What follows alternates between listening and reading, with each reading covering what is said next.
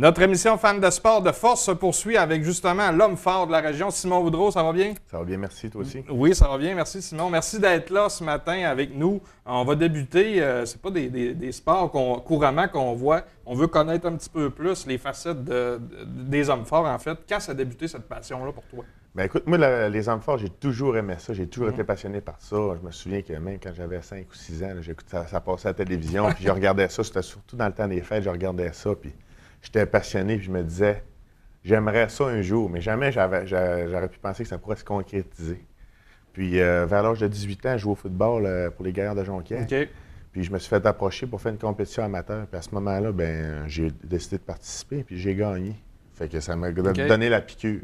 J'avais toujours fait des sports d'équipe auparavant, puis j'avais jamais vu un sport individuel, qu'est-ce que ça pouvait m'apporter. Puis, tu sais, les différences, les nuances, tout ça. Puis, ça m'a vraiment, vraiment attiré. Puis après ça, ben, l'intensité aussi du sport, tout ça. Fait que là, j'ai embarqué là-dedans. C'est quoi les raisons principales qui fait, tu parlais d'intensité, y a-tu d'autres choses qui fait que qui t'a attiré vers ce... Est-ce que c'est pas facile, en fait, pour le corps? C'est quelque chose de difficile. Non, c'est extrêmement difficile pour le corps. Mes cicatrices peuvent en parler. Hein? Mais, ben, en fait, moi, ce que j'aime vraiment de ce sport-là, c'est que c'est un sport qui est individuel, mais qui n'était pas en compétition contre personne. OK. Autant que tu fais une compétition, il va y avoir 12 athlètes, mais tu n'es jamais en train d'essayer d'en battre un autre, mais c'est toujours toi qu'il faut qu'il te dépasse. OK. Il faut que tu ailles chercher le meilleur de toi-même. Puis c'est ça, dans le fond, c'est de savoir que c'est toi qui va faire que tu vas gagner ou que tu vas perdre. Puis c'est contrairement justement au sport d'équipe, que tu dépends aussi des autres joueurs qui sont dans ton équipe. Fait que moi, c'est ça qui m'a vraiment accroché le plus dans ce sport-là.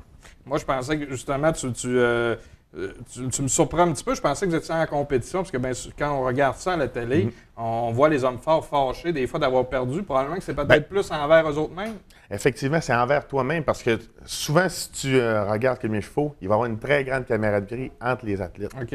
On va s'encourager. Ouais. Bien souvent, tu vas en avoir un, il a besoin de craie, bien, il va aller porter de la craie, même s'il est en compétition contre lui. Parce que nous autres, ce qu'on cherche, c'est toujours de se dépasser et de dépasser les autres à leur meilleur. Comme ça, on sait vraiment c'est qui est le plus fort. T'sais. OK. Puis ça, sur le circuit, j'imagine que tu disais qu'il y a beaucoup de camaraderie, il n'y a pas de compétition. Y en a-tu une petite quand même? Il y a une compétition parce que ça prend quand même un bon orgueil là, pour faire des sports comme ça. Fait que, tu sais, vu qu'on essaie toujours de se pousser au maximum, bien, on veut toujours être le gagnant, mais par contre, jamais au détriment des autres. Toujours par respect. Respect envers les autres, puis pour se dépasser soi-même, comme je te disais. Simon, quel type d'entraînement faut que tu fasses? Parce qu'on reçoit plusieurs types d'athlètes aujourd'hui. De ton côté, la fréquence et qu'est-ce que tu fais comme entraînement? Bien, nous, c'est un sport qui demande... c'est pas un sport qui est vraiment précis. Tu comprends? Comme le powerlifting, ce qu'on va tester, c'est la force maximale à un levé. Bien, nous autres, on va tester la force maximale à un levé, mais on va aussi tester la force, combien tu vas être capable de faire de répétitions à une charge déterminée. Combien de temps tu vas être capable, par exemple, soutenir 40 livres dans chaque main le plus longtemps possible. Transporter des objets, mettons, 1000 livres sur les épaules, sur une cinquantaine de pieds le plus rapidement possible. Fait que, il faut vraiment s'adapter, puis on a un entraînement qui est fait en fonction de ça. Puis est-ce que tu fais ça tous les jours? C'est-tu un entraînement rigoureux à tous les jours? Bien, j'aimerais ça pouvoir avoir la capacité de m'entraîner tous les jours, mais c'est presque impossible. Parce que c'est extrêmement taxant. Il faut qu'on travaille avec des charges quand même lourdes parce que nous, c'est pas un sport comme le culturisme. Bien, tu vas avoir une date précise que ce jour-là, il faut que je sois à mon meilleur. Mais nous, on a des compétitions tout au long de l'année. Il y en a au mois de mars, il y en a au mois de mai, il y en a au mois de... Fait qu'il faut toujours qu'on se tienne le plus fort possible à l'année longue. Est-ce que c'est tout le monde? Je connais peut-être un petit peu la réponse. Est-ce que tout le monde peut être homme fort, premièrement? Puis deuxièmement, est-ce qu'on peut débuter jeune à penser à être un homme fort? Bien, je vais peut-être te surprendre avec ma réponse. Tout le monde peut pratiquer le sport des hommes forts. Mais ça ne veut pas dire que tout le monde peut performer à un niveau international ou à un niveau canadien. On a développé un nouveau circuit qui s'appelle ACAFA. C'est un circuit d'hommes forts amateurs. Qui est divisé en différentes catégories de poids.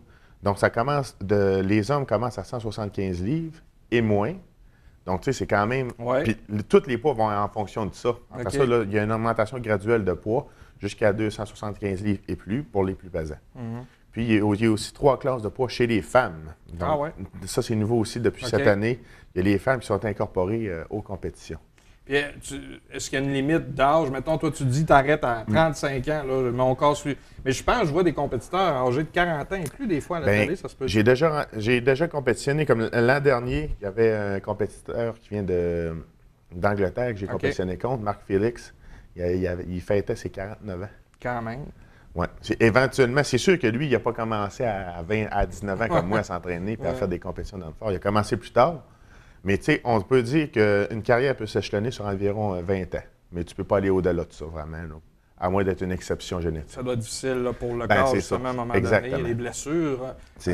Parlons-en des blessures. Est-ce que c'est fréquent dans ce sport-là? J'imagine que oui, en fait. Oui, ça arrive. Il y a des blessures qui sont plus spécifiques que d'autres. Ce qui arrive souvent, nous, ça peut arriver, c'est les tendons des genoux, là, les tendons rotuliens. Ça arrive souvent parce qu'il y a tellement de tension qu'ils se demandent au niveau des tendons rotuliens. Puis, comme ce qui m'est arrivé dernièrement, déchirure du biceps. Ça, c'est fréquent, ça? Oui. Cette année, il y a 4 personnes qui font partie des 12 du circuit homme fort qui se sont déchirés le biceps. OK. Puis ça, tu es à l'écart. C'est pas par une négligence ou quoi que ce soit, c'est vraiment que ça peut arriver. Exactement. Ça, c'est-tu quelque chose qui va te mettre à l'écart longtemps? Bien, ça m'a mis... ça fait 3 mois là, que j'étais en rémission, en rétablissement plutôt. Puis là, je viens de recommencer dernièrement, là, depuis une semaine environ, là, à m'entraîner plus spécifiquement dans ce que je fais. Fait que tu sais, c'est sûr, ça te fait perdre 3 mois, mais c'est 3 mois que tu régresses plutôt que progresser. Fait que, tu ne perds pas 3 mois, mais tu perds peut-être 5 ou 6 mois. Tu travailles 2-3 fois plus fort quand tu reviens. En plein ça. De ton côté, à toi, Simon, le plus gros sacrifice ou les plus gros sacrifices qu'ils ont à faire pour performer sur la scène mondiale, en fait? Oui, bien, pour performer sur la scène mondiale, j'ai un pied dedans. Depuis dernièrement, là, j'ai un pied dedans. Ce qui est le plus difficile, je te dirais, bien, parce que j'aime tellement ça que je ne savais pas qu'il y a vraiment de grosses difficultés, mais c'est sûr que c'est le côté social un peu qu'on met de côté. Hein, parce qu'on met tellement d'efforts là-dedans. Puis, mais c'est comme dans tout, quelqu'un qui va être businessman ou quelqu'un qui veut se rendre. Tu sais, quand tu veux te rendre au sommet de n'importe quoi, tu n'as pas le choix, il faut que tu mettes des sacrifices, puis il faut que tu mettes des choses de côté un petit peu. Fait que le niveau social, là, je te dirais que ça me fait un peu de peine. Tu sais, des fois, j'aimerais beaucoup ça, voir plus mes amis, mais ils comprennent aussi. Mais c'est ta passion. Mais c'est ma passion, puis je vis pour ça. C'est ça. Comment, je ne sais pas si tu as fait partie de la saison, en fait. Comment va ta saison? En fait, tu as été blessé, mais qu'est-ce qui s'en vient? J'ai été blessé. Dans le fond, en 2017, j'ai eu une très bonne année. J'ai fini dans le top. Je me suis classé pour le championnat canadien. J'ai gagné quelques compétitions. Puis après ça, j'ai été invité pour aller à une compétition internationale en Finlande. Je me suis rendu là-bas. Là, c'était ma première internationale. J'étais quand même nerveux, tout ça. Puis, première épreuve que je fais, je fais 18 heures d'avion, je m'en vais là-bas, stressé. Première épreuve, je finis avant-dernier. Je me demandais si j'avais vraiment ma place là-bas, tu sais. Puis, au fur et à mesure que la compétition avance, bien, ça a bien été. Puis, au bout du compte, bien, j'ai tellement été déterminé, j'ai tellement cru à moi que j'ai gagné la compétition. Ah oui?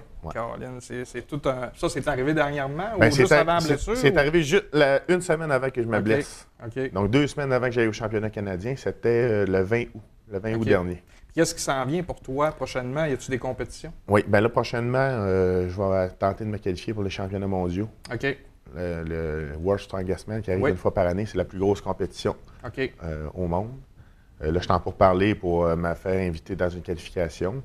Je crois vraiment à mes chances. Puis cette année, en 2017 ou 2018, je vise un top 10 mondial. OK, quand même. Même avec ta blessure, tu penses être en mesure de revenir encore plus fort? Parce que c'est tellement une blessure fréquente. J'ai tellement vu de gens se blesser comme ça, puis revenir au sommet, puis même plus fort qu'ils étaient, que c'est pas quelque chose qui m'inquiète. C'est pas quelque chose qui m'inquiète du tout. Simon, en terminant, tu as un club d'hommes forts, en fait, dans la région. Peut-être c'est peu connu pour certaines personnes. Tu peux un petit peu nous en parler, puis s'il y a des gens qui veulent avoir plus d'informations? Ben oui, certain. Moi, autrement dit, je suis au centre Complexe Fitness Santé à Jonquière. Au sous-sol, ça s'appelle le Saguenay Strongman Club, donc les hommes forts du Saguenay, le club des hommes forts du Saguenay. J'ai fondé ça il y a 4 ans environ. Puis on est 8 athlètes, plus moi, qui font partie de ça. Je les entraîne, je les prépare pour les compétitions, comme je te parlais plus précédemment, pour faire des compétitions amateurs. Puis j'ai 2 gars qui se sont classés au championnat canadien, amateurs, qui ont gagné, qui maintenant font partie du circuit professionnel avec moi. Des gars de la région aussi. Des gars de la région. Donc, je peux te confirmer, hors de tout doute que la région du Saguenay-Lac-Saint-Jean est la plus forte au Canada. Ah oui, bon, ça vient de Simon Boudreau, donc ça doit être vrai. Donc, si on veut plus d'informations, les jeunes peuvent-tu s'inscrire aussi? Absolument, y a-t-il un âge minimum qu'on doit? Il n'y a pas d'âge minimum parce on que... On adapte l'entraînement à la fonction de l'âge, j'adapte les charges avec ça, puis justement, là, je regarde avec ça prochainement. Peut-être même pour aller dans les écoles secondaires, entraîner, puis faire des petites compétitions là, amateurs. Est-ce quelque chose qui pourrait être en sport-études? Tu as déjà été en sport-études? J'ai déjà fait de la sport-études de hockey, oui, mais je pense pas que ça pourrait être en sport-études parce qu'il n'y a pas assez un gros bassin. Mais par contre, c'est un sport qui pourrait être complémentaire à bien des... comme le football, le hockey. Ça pourrait être extrêmement un sport comme d'hors-saison pour améliorer leurs conditions physiques. Si on veut plus d'infos, on l'a pas dit, page Facebook ou j'ai une page Facebook. Oui, c'est Simon Boudreau, athlète de force. Vous pouvez me contacter à partir de là. Sinon, j'ai Saguenay Strongman Club aussi qui a une page Facebook. Donc, pour les inscriptions, oui, c'est ça. Mais contactez-moi surtout sur la page athlète Simon Boudreau. Là, puis, ça va me faire un grand plaisir de vous répondre. Merci, Simon. Je te souhaite tout le succès en 2017. 2016 est terminé. Exact, ouais. 2017, on va te suivre de près. Donc, merci beaucoup d'avoir été là. Merci à toi. Merci, Simon.